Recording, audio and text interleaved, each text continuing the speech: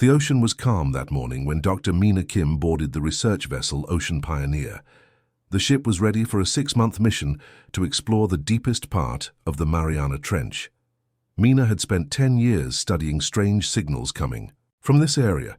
Most people thought she was wasting her time. "Are you sure about this?" asked Tay Park, her friend and the team's oceanographer. He helped her carry equipment to her cabin. "More sure than ever," said Mina. Her eyes sparkled with determination. "Something is down there, Tay. Something important." The Ocean Pioneer carried 30 crew members and 12 scientists. Among them was June Lee, a brilliant engineer who had designed their new deep-sea submersible called the Diver. The Diver could go deeper than any vessel before it. On their 3rd day at sea, Captain Han called the science team to the bridge. "We're approaching the location, Dr. Kim. Weather conditions are perfect for a first descent." Mina, Tay, and June prepared the Diver for its journey. The submersible was small but strong, built to withstand the crushing pressure of the deep ocean. "Remember," said June as they climbed inside, "we have 8 hours of air, not a minute more." The crane lowered them into the dark water. Sunlight quickly faded as they descended. Mina watched the depth gauge: 1,000 meters, 5,000 meters, 8,000 meters. They were entering the Hadal zone, a place few humans had ever seen. "Look!" Tay pointed at something moving outside their window. Strange fish with glowing bodies swam past them. Some had never been seen before. "Beautiful," whispered Mina. "But not why we're here." At 10,000 meters, they reached the ocean floor. June turned on the Diver's powerful lights, revealing a barren landscape of mud and rock. "Start the scan," Mina instructed. The Diver moved slowly across the seabed, its sensors mapping the area. 3 hours passed with nothing unusual. Tay checked his watch nervously. "We should think about heading back soon." "Just a little longer," Mina pleaded. The signal was strongest to the east. Jones steered the Diver toward a deep canyon. As they descended further, their instruments began to act strangely. "Something's interfering with our equipment," said June, tapping at the controls. Suddenly, all their screens went black. The Diver's engines shut down. "What's happening?" asked Tay, panic in his voice. Before anyone could answer, their lights flickered back on. What they saw made them freeze. Ahead of them stood a massive structure, partially buried in the ocean floor. It was oval-shaped and made of a smooth, silver-like material. No algae or sea creatures clung to its surface, despite its apparent age. "Impossible," breathed June. "That can't be man-made." Mina's heart raced. "It's not man-made. This is what I've been looking for." The structure was at least 200 meters long. Parts of it glinted in their lights, revealing intricate patterns across its surface.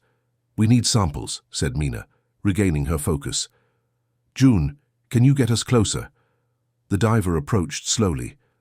When they were just meters away, June extended the sampling arm to touch the structure's surface. The moment contact was made, something extraordinary happened. Lines of blue light spread from the point of contact, racing across the entire structure like veins coming alive. The ocean floor trembled. "Back up!" shouted Tay. "Back up now!" But Mina couldn't take her eyes off the spectacle. "Wait!" The structure was moving. Centuries of sediment fell away as sections began to shift and rearrange. What they had thought was a building was transforming before their eyes. "It's a ship," whispered Mina in awe. "An alien ship."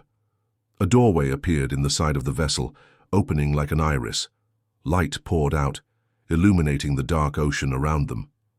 June checked their oxygen levels. "We have less than 2 hours left. We need to return to the surface." "And tell them what?" asked Tay. "That we found an alien spaceship. They'll think we're crazy." Mina made a quick decision. "Take pictures of everything. Collect any data you can. The world needs to see this." As they gathered evidence, a signal appeared on their communication system. It wasn't coming from the Ocean Pioneer above, but from the ship in front of them. "It's sending us something," said June, staring at the screen. A series of images flashed before them. Stars, planets, mathematical equations, and finally, human figures standing among alien beings. "It's a message," said Mina, her voice filled with wonder. "An invitation." When they finally returned to the surface, carrying evidence of humanity's greatest discovery, they knew nothing would ever be the same again. The ship they found wasn't just a vessel from another world. It was the key to humanity's future among the stars. The alien ship discovered in the Mariana Trench was moved to a secure facility on a remote island in the Pacific. 3 months had passed since that day. The world governments had managed to keep the discovery secret from the public, but rumors were spreading. Mina looked at the ship through the reinforced glass of the observation room. Scientists from 12 countries worked around it, taking measurements and running tests. The ship still glowed with that strange blue light, pulsing gently like a heartbeat. "Any progress?" asked Tay, joining her with 2 cups of coffee. "Some," said Mina, accepting the cup gratefully, "but not enough." They walked together to the main lab, where June was working with Daiho, a linguist who specialized in ancient languages. They had been trying to make sense of the symbols that appeared on the ship's surface. "It's like nothing on Earth," said Daiho, rubbing his tired eyes. "But there are patterns, mathematical sequences that repeat." June pointed to his computer screen. "Look at this. When we send radio signals at certain frequencies, the ship responds with similar patterns but more complex." "It's communicating," said Mina, "or trying to." A young physicist named Su Min rushed into the lab, her face flushed with excitement. "You need to see this," she said, waving a tablet. "The ship is connecting to our systems." They hurried to the main computer room. Dozens of screens displayed flowing symbols and numbers. Su Min explained that after months of sending signals to the ship, it had suddenly begun accessing their network. "Is it dangerous?" asked Tay, looking worried. "I don't think so," said Su Min. "It's not taking information, it's giving it, adapting to our technology to be understood." Over the next few days, the ship continued to interface with their computers.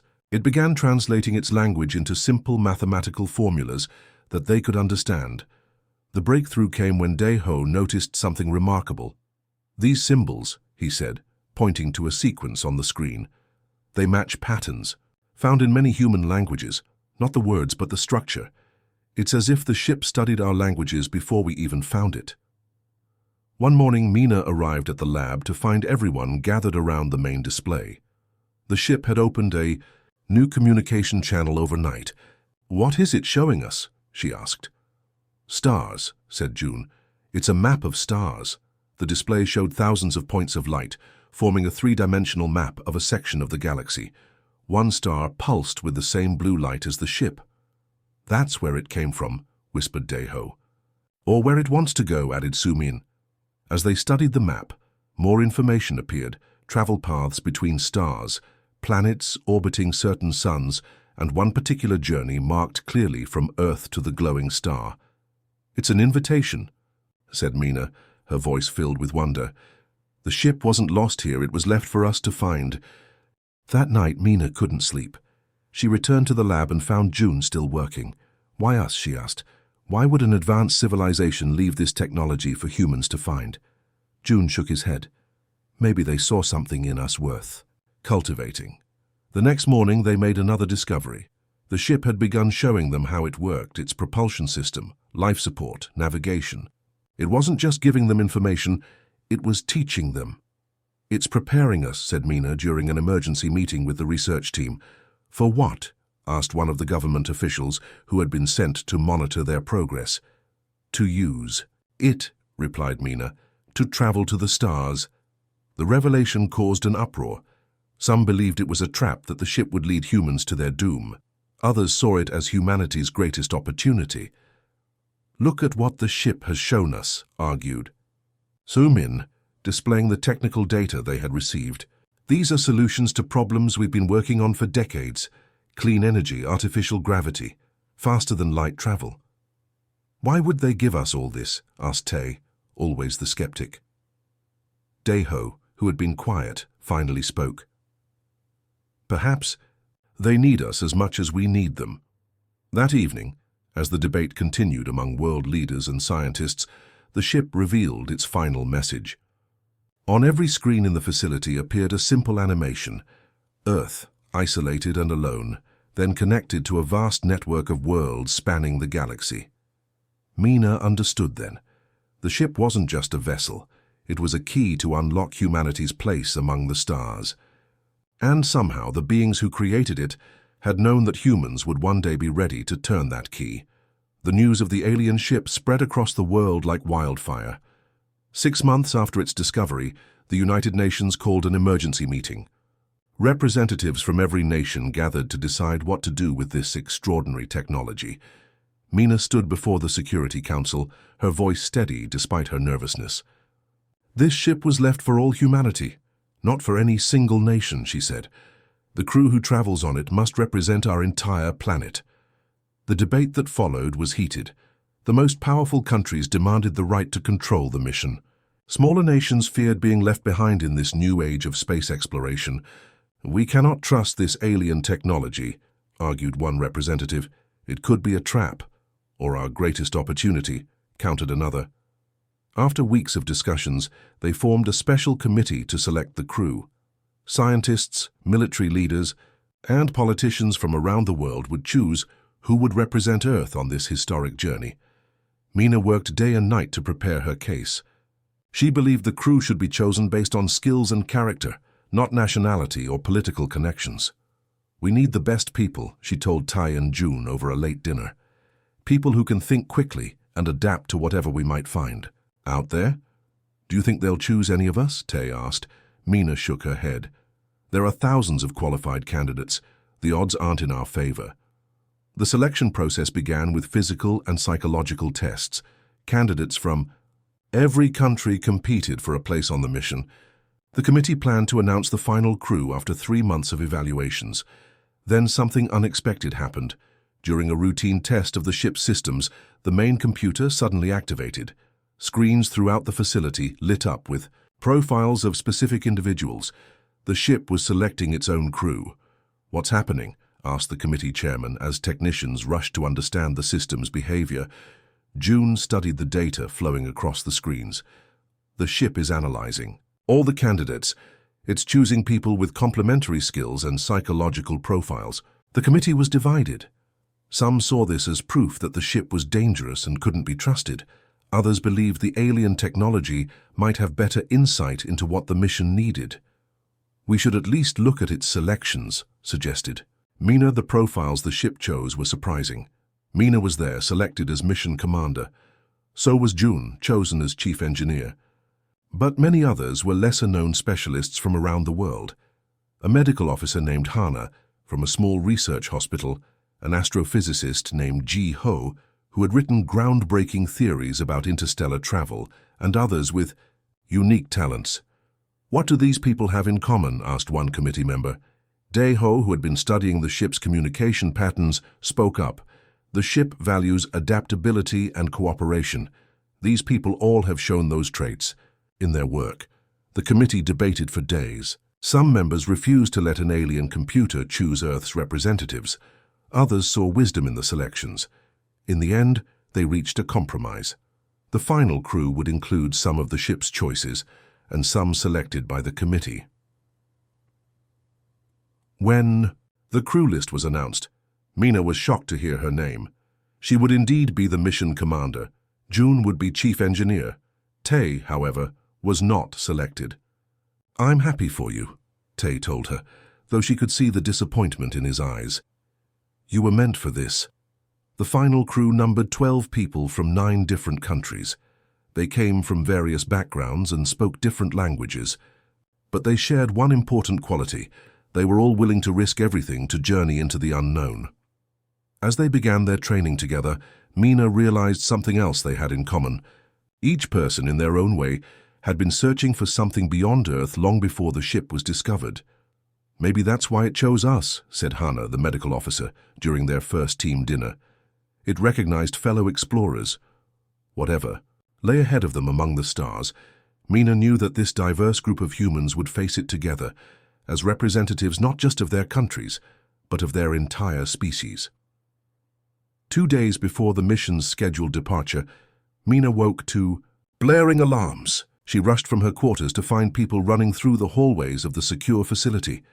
"What's happening?" she asked, grabbing Ji-ho as he ran past. "Intruders," he said, breathing hard. "They've breached the outer security perimeter. Mina, hurried to the command center. On the monitors, she could see armed figures moving through the facility. Some wore military-style gear. Others looked like ordinary workers. "Who are they?" she asked the security chief. "A coalition of extremist groups," he explained. "They've been planning this for months. They believe the alien ship is a threat to humanity and want to destroy it." Mina's heart raced. After all their work, after all their preparations, they might lose everything. "We need to get to the ship," she said. "Now." She gathered what crew members she could find, June, Hana, and 3 others. Together they made their way toward the hangar where the ship was kept. "The rest of the crew?" asked Hana. "We'll have to hope they make it," said Mina. When they reached the hangar, they found 2 guards unconscious by the door. Inside, the ship glowed with its familiar blue light, seeming untouched by the chaos around it. "Get inside," Mina ordered. As they approached the ship, they heard shouts behind them. A group of intruders had entered the hangar, weapons raised. "Step away from the alien technology," ordered their leader. "We can't let them destroy it," whispered June. Before anyone could move, something extraordinary happened. The ship's hull shimmered, and a wave of energy spread outward. The intruders froze in place, unable to move forward. "What's happening?" asked Hana. "The ship is protecting itself," said June in wonder. "And us."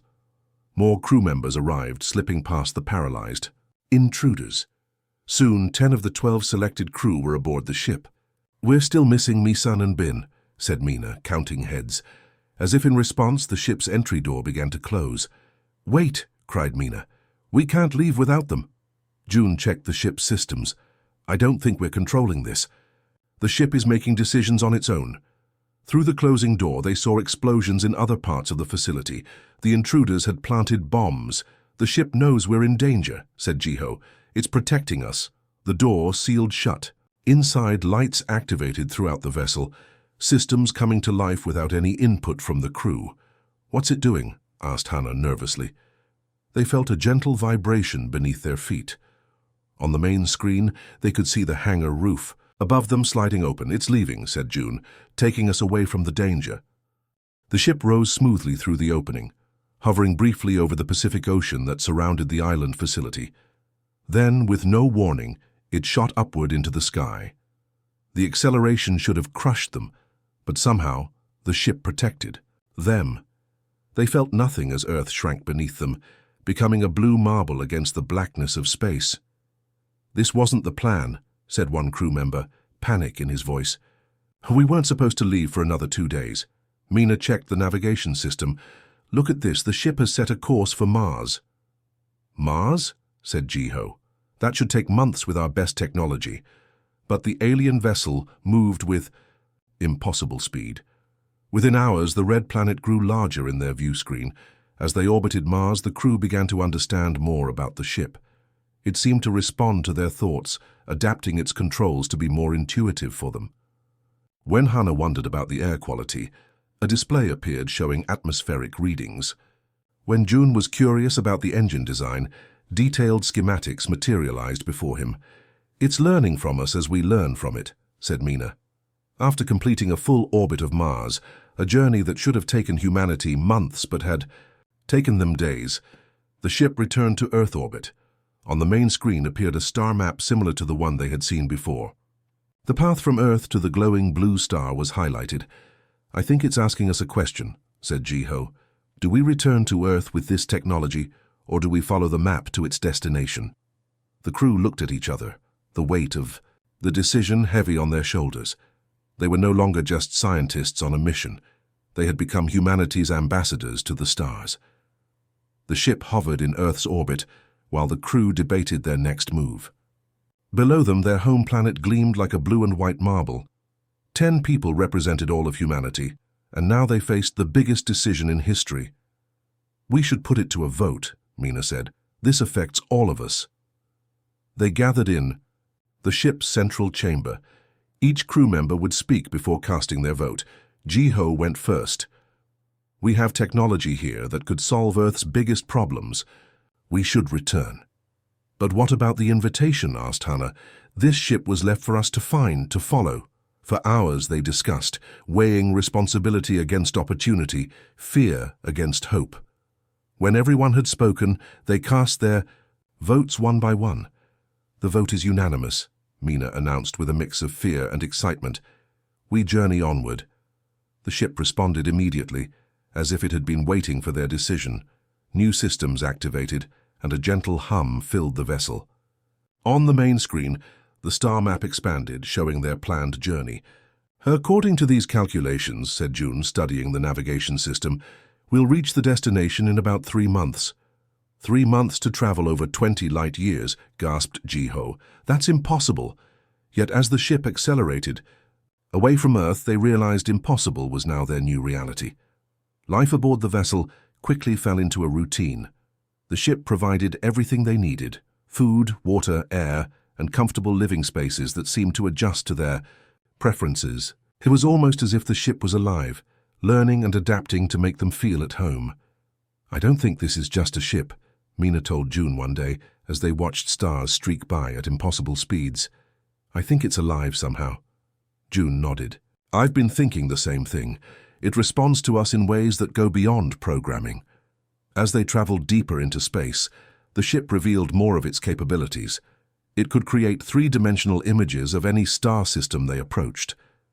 It taught them about the galaxy and its many inhabitants through visual stories that played on the walls of the central chamber. "There are so many worlds out there," whispered Hannah after one such lesson. "So many different kinds of life." On the 82nd day of their journey, the ship began to slow. Ahead of them, a star glowed with the same blue light as the ship. Around it orbited 7 planets. "We're here," said Mina, her voice filled with wonder. The ship approached the 4th planet, a world with vast oceans and 3 small continents. As they entered orbit, they detected artificial structures on the surface and in space around the planet: stations, satellites, and vessels of various designs. "We're not alone," said Jiho, stating the obvious but necessary truth.